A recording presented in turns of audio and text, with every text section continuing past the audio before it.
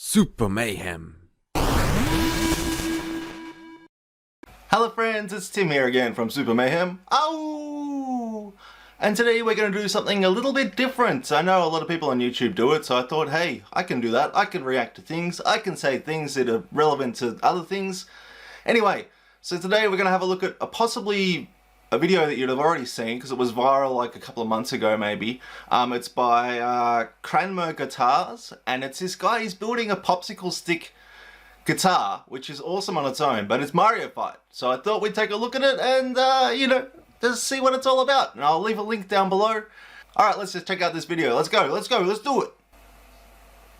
Inspired by other videos on YouTube, I thought I'd have a go at making one of these real guitars people have been building. Okay, so it's made from 10,000 lollipop sticks, he says. Definitely worth it. But I think it's guitar from these pre-colored craft sticks. No, they're not craft sticks. Let's see what he does. I realized they were only colored on the outside. Oh, you know what color on the outside, inside? Short for what I needed, and not perfectly square.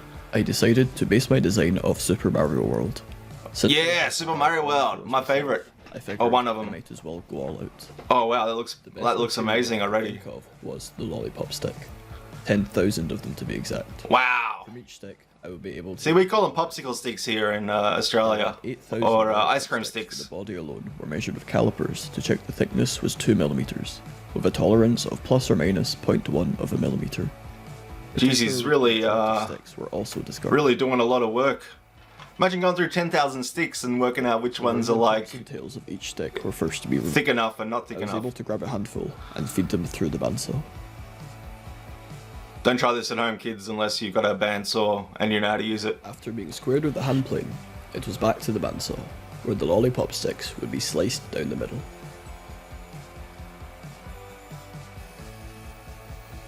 Wow, he's slicing them down the middle even. Is he doing that by eye? Next stage, Or is he lining that up? the most time consuming. 8 at a time, the half sticks were placed in a shooting board and planed until perfectly square.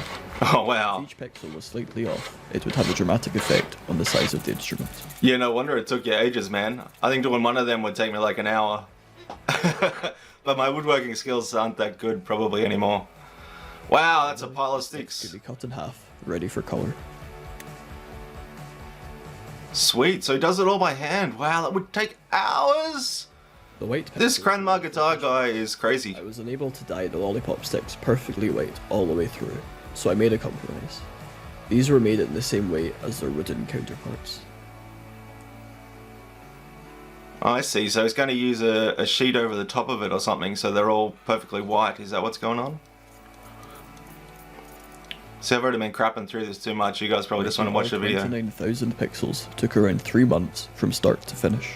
Wow, 3 months! I first thought I would be able to dip each pixel in dye and have the colour saturate the whole stick. Unfortunately, this did not work. After many failed attempts, I considered that the grain of the wood acts like a straw, and with some suction, the dye could be forced through the wood. Oh man. Wanting to suck the colour through 29,000 individual pixels myself, I employed the use of a vacuum chamber. I can understand why you wouldn't want to Hot, I suck was able to complete saturation. wood for like 10,000 sticks. To watch me dye the sticks for the neck instead. The pixels for the body were dyed the same exact way. Here's some photos of them once they were complete. Wow, that's so amazing. So he's worked out all the pixel colors he needs, and he's dyeing all the sticks. My god, this man, this is going to be one epic guitar, I can already tell. Oh, what a great color. Wow, I love I it. knew that gluing the 29,000 pixels in one go would be almost impossible to do without an error, so I decided to divide the guitar into a grid and glue 100 pixels at a time. 4 of these little jigs were made to help speed things up. Referencing the drawing, coloured pixels were laid out on the bench and were lifted 10 at a time into the jig with copious amounts of glue. They were Far out. and left for at least 20 minutes before the blocks were removed and the rough ends were chopped. The time that went into this, it's amazing. Can you imagine doing that? Oh, is this going to be Mario or something? Oh my god, that is so freaking cool. Sanded on a leveling beam to ensure a good join with its surrounding blocks. That is so cool. Once 4 blocks were complete, they could be glued together in a larger jig. That is amazing. Damping pressure required. Look at that, it's a little Mario. Survive this step. 3 of his clamps didn't survive. Wow, I wonder how many clamps he's got. He's like the clamp man. Oh, if you're putting in a vise, I guess, yeah. Oh, it looks so good. I repeated this process until all the blocks were made. Some sacrificial blocks were also made to help support around the edge of the guitar. Each block of 400 was then checked for width, and I found the smallest block was 38.7mm wide.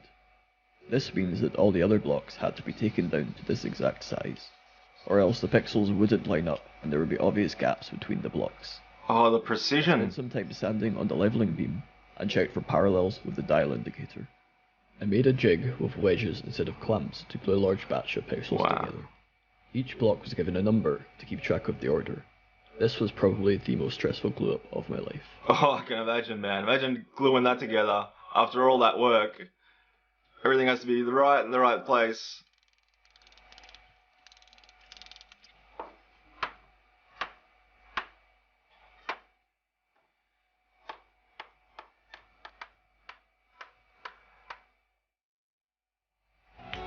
Oh, okay, alright, sorry, we're back. Bit of a glitch. Wow. That is so cool. Even that on its own would be quite a feat, you know, just making like pixel art out of little ice cream sticks. Or popsicle sticks, or whatever you want to call The them. remaining blocks were glued by hand. A sacrificial block was attached to the body to help alignment, and with a dab of superglue surrounded by tight bond, each block was pressed into place.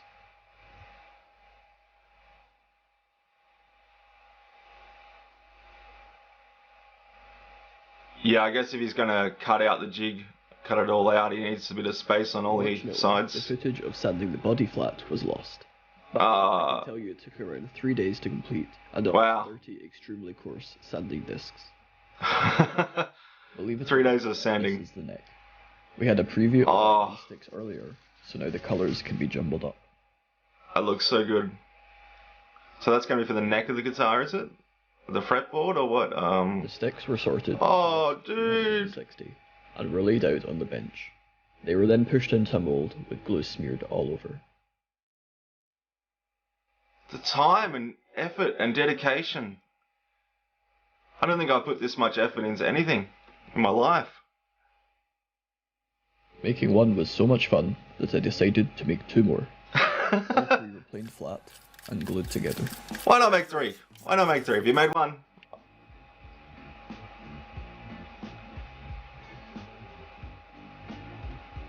The fingerboard was also made the same exact way, but with black sticks. Oh, okay, so the actual fretboard will be black by the sounds. But coloured underneath, maybe? I don't know, we'll have to see. After the glue was set, the neck blank was flattened. The headstock angle was cut, planed, Oh, it's so shiny. and the scarf joint glued.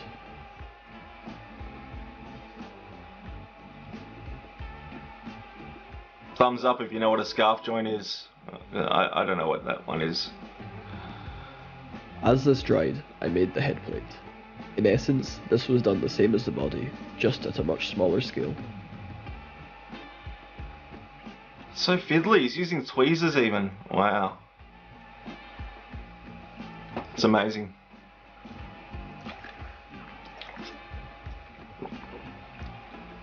Is that a little Mario? Oh my god, that is so cool.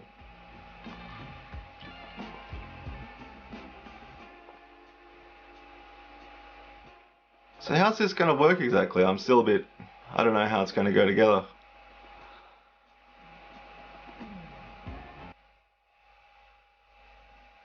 Oh, it's Peach. It's Princess Toadstool. Once the neck was dry, the waste material was removed, and the headstock could be fit and glued.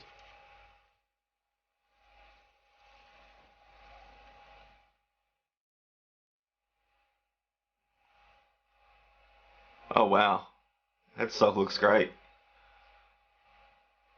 So this is the top of the guitar where the pegs will go in, attaching the strings. Oh wow. That's so badass. It's like a Princess Toadstool headstock of a guitar. The truss rod and carbon fibre slots were then routed.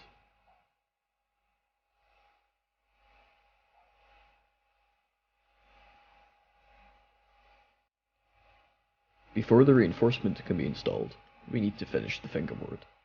It was cleaned up with a hand plane.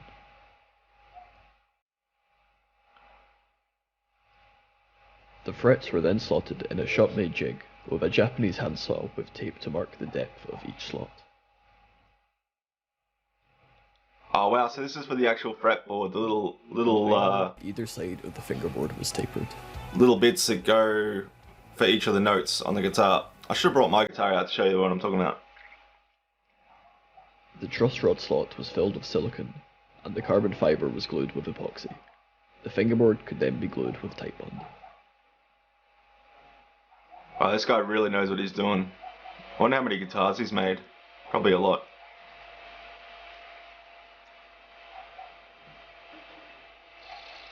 The headstock was cut out with a coping saw, and was then taken down to size on the bobbin sander. Wow, by hand he does that even. That's crazy. I wouldn't trust myself at all.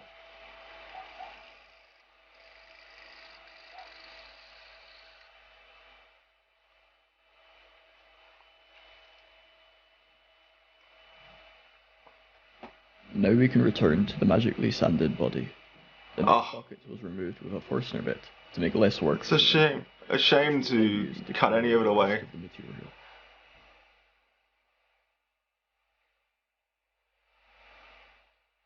Oh damn, that looks so cool already. Look at that. Oh my god. Doesn't that make you want to play guitar right now? Thump. Oh, that'd be so satisfying pushing that in. Thump. At this point, the neck was carved. I had to rely on rasps and sandpaper for this neck, as the guitar essentially has interlocking grain, meaning that some of the lollipop sticks tear out if I use a blade. Okay. Wow, so it's all by hand again. That's beautiful. Look at the colours, isn't that just amazing? Now the fingerboard can be flattened and radiused. The I'm just in bridges were awe. Triangulated, and the string-through ferrules were drilled out. So the bridge is the other end that holds the strings in place. What you slide your These strings through. quarter-sized pixels from sticks I messed up earlier. They were dyed and glued into blocks 100, just like the headstock and body. Wow, so much effort. After all the blocks were complete, they were glued to make the founder. There Dude! were some excess pixels to aid gluing, which were removed before Bowser's outline could be traced to the fingerboard with a scalpel. Oh, dude! The cavity could then be cleared, and Bowser was inlaid with glue and fingerboard sawdust. Wow.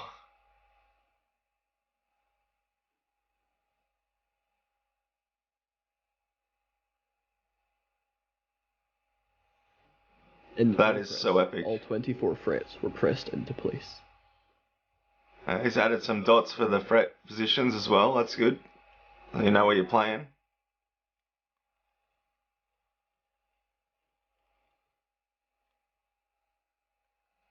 I turned one of the clamps I ruined earlier into a fret clamp. This enabled me to clamp each fret tightly to the fingerboard while I wicked glue down each side. This fingerboard is much softer than a normal guitar, so it was important the frets were firmly seated. Yeah, it would be a bit softer because of the wood. Then completed. The sharp ends were filed away and beveled. The Wow. tips of each fret were marked with a sharpie, and with a leveling beam and sandpaper, the frets were sanded until no sharpie remained.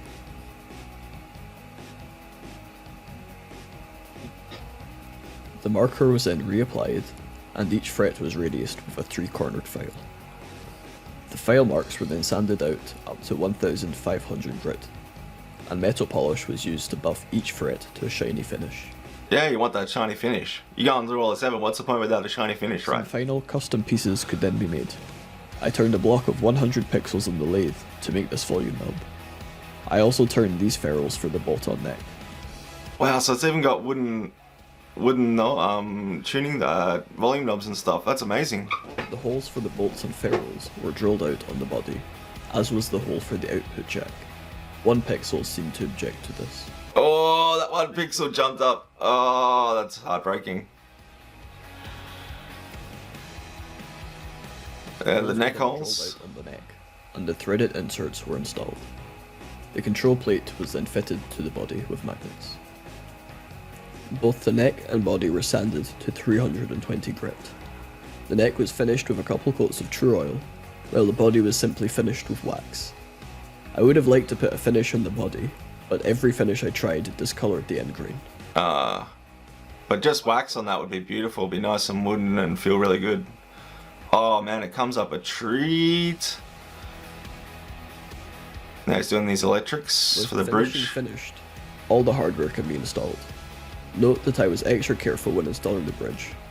I've heard of some really bad builders who slip and dent their freshly French polished finishes with a screwdriver.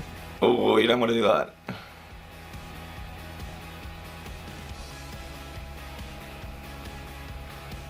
The nut was then made. The ends were marked, as was the top of the nut. You gotta mark that nut, baby. Size on the disc sander, and the strings were marked out with a string spacing ruler.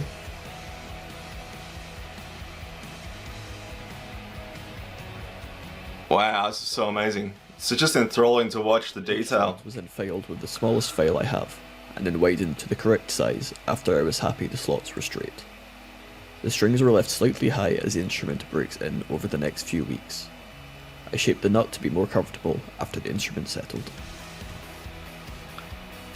I guess, yeah, you're working with wood. String height and the 12th fret were set. Oh my That's god. pretty much everything wrapped up. Isn't that beautiful? Oh. I want it. I want it so bad. Holy cow. The colors and the detail and...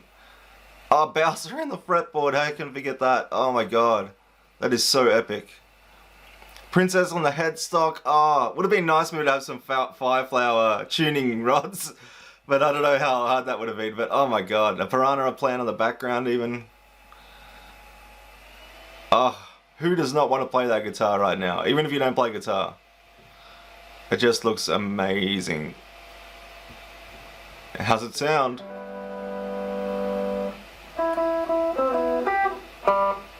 I wrote a demo for this guitar in a separate video, so if you're interested, be sure to check it out. That was amazing.